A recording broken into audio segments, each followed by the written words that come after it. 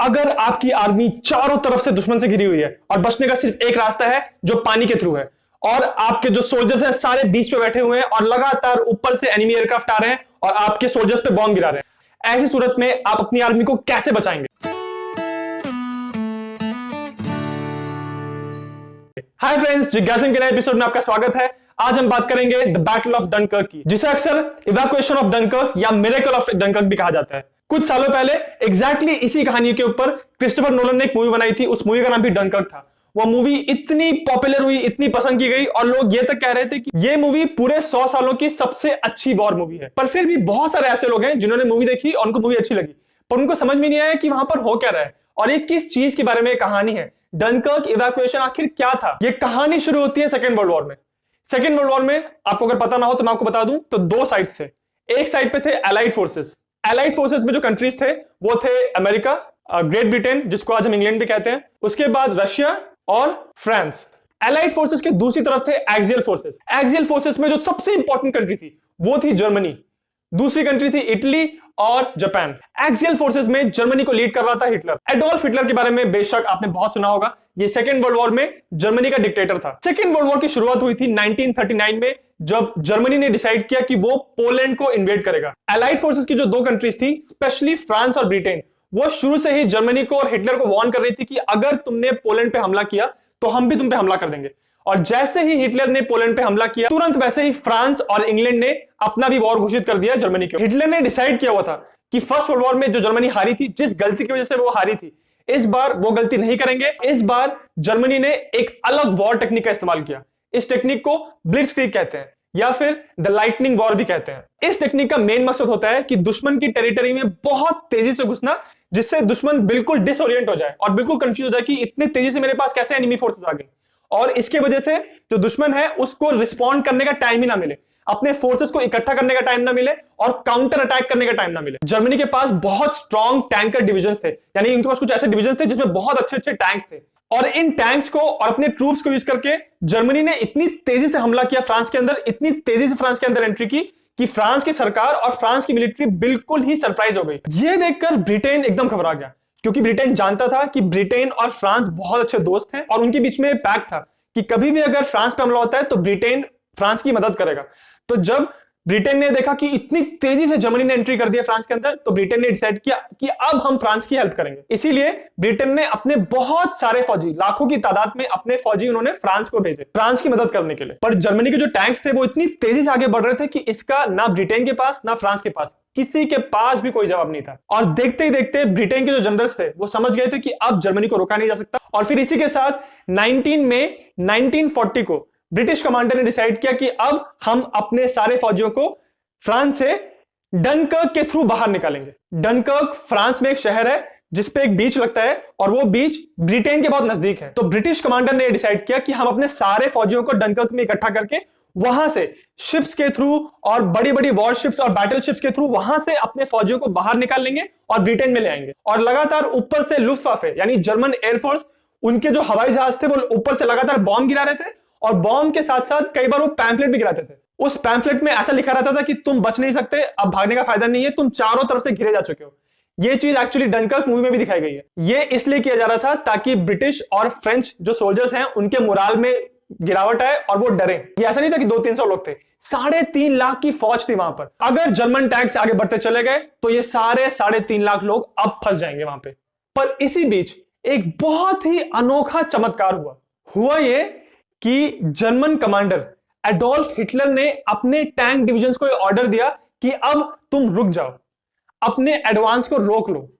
यह सुन के सभी हैरान हो गए कि ये रुकने के लिए क्यों बोल रहा है, हम इतनी स्ट्रांग पोजीशन में हैं, अब हम पूरी तरह से घेर चुके हैं, हम इन 3.5 लाख फौजियों को कैप्चर कर सकते हैं, और जब हम इतनी स्ट्रांग पोजीशन में हैं तो हिटलर हमको रुकने के लिए क्यों बोल रहा है? तो इस पे हिस्टोरियंस की बहुत सारी राय है। किसी को भी एग्जैक्टली नहीं पता कि हिटलर ने क्यों रुकने के लिए कहा। हिटलर के इसी ऑर्डर की वजह से सारे जर्मनी के जो टैंक्स थे जो डनकर्क पे बिल्कुल हमला करने वाले थे वो रुक गए, और इससे बहुत ही जबरदस्त फायदा मिला एलाइड फोर्सेस को। उनको अब प्रिपरेशन के लिए 2 एक्स्ट्रा दिन मिल गए, और उस कठिन परिस्थिति में वो 2 दिन बहुत बहुत ज्यादा वैल्यूएबल थे। इस तरह से मई 26, 1940 को शुरू हुआ ऑपरेशन डायनामो।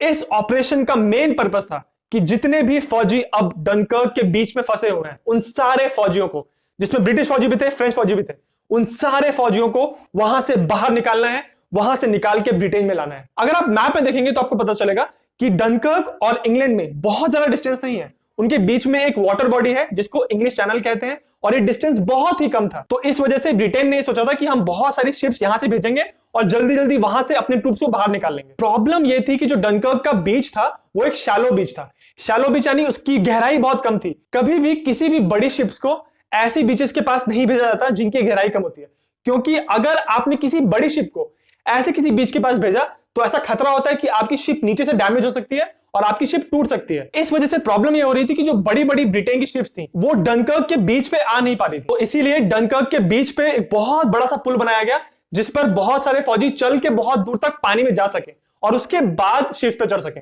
इसका फायदा यह था कि शिप्स को पूरी तरह डनकर्क के बीच के पास नहीं आना पड़ रहा था, वो बीच से बहुत दूर रुक जा रहे थे और ब्रिज पे चल के फौजी डायरेक्टली शिप पे चढ़ रहे थे।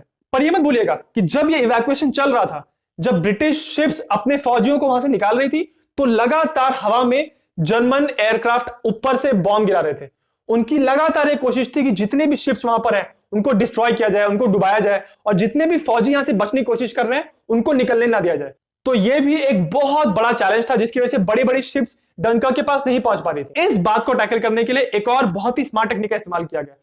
ब्रिटेन ने क्या किया कि अपने सिविलियंस को बोला, उनकी जो जनरल जनता थी उनको बोला कि अपनी बोट्स, अपनी छोटी छोटी नाव है वो हमको दीजिए, हम उन नाव को लेकर जाएंगे डनकर्क में और अपने फौजियों को बाहर निकालेंगे।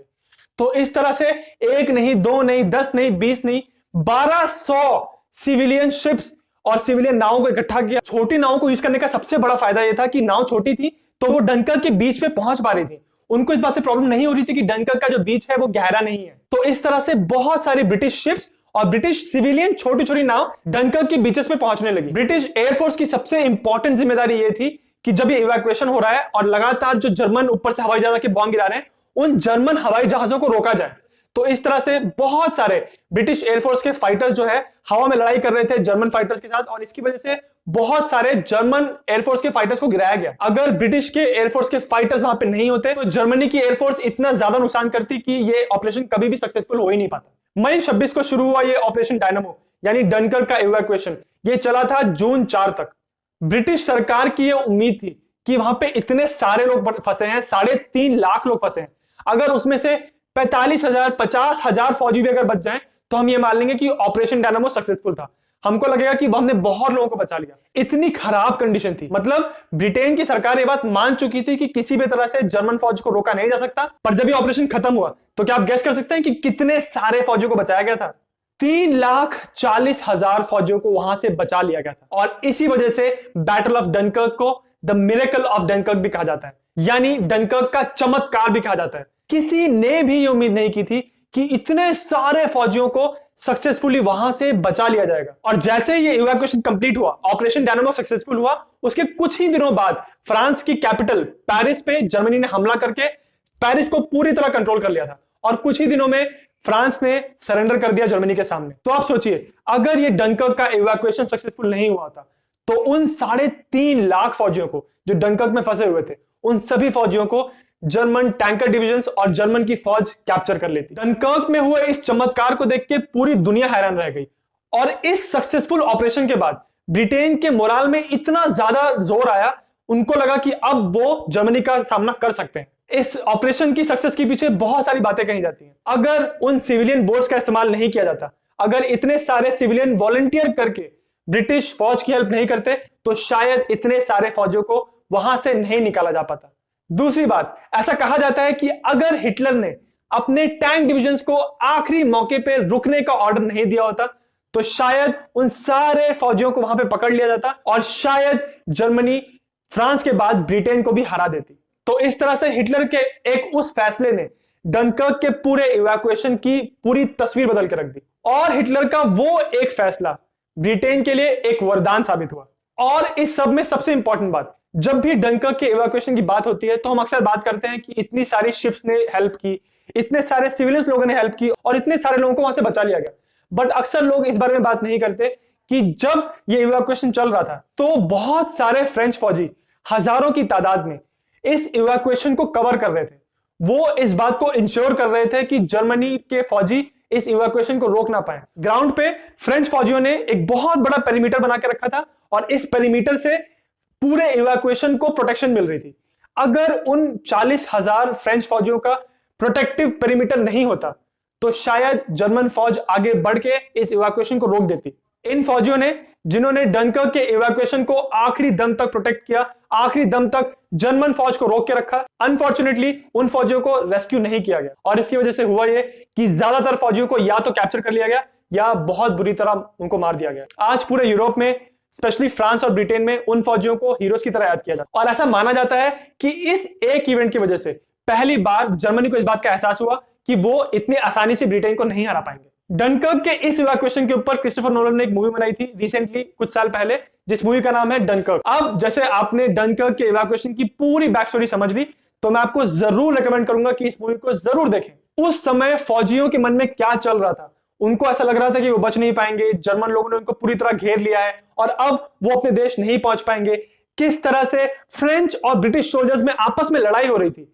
ब्रिटिश लोग ये सोच रहे थे कि फ्रेंच लोगों को बचाना नहीं है, अपने आप को बचा लो यार, बस फ्रेंच लोग अपने आप को देखते रहेंगे।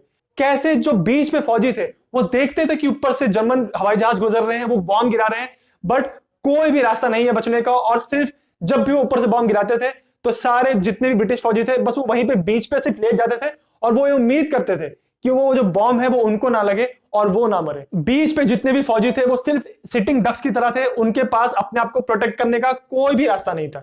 इन सारी चीजों को और डनकर्क के इवैक्यूएशन के जितने भी इंपॉर्टेंट इवेंट्स हैं उन सबको इस मूवी में क्रिस्टोफर नोलन ने बहुत अच्छी तरह दिखाया है।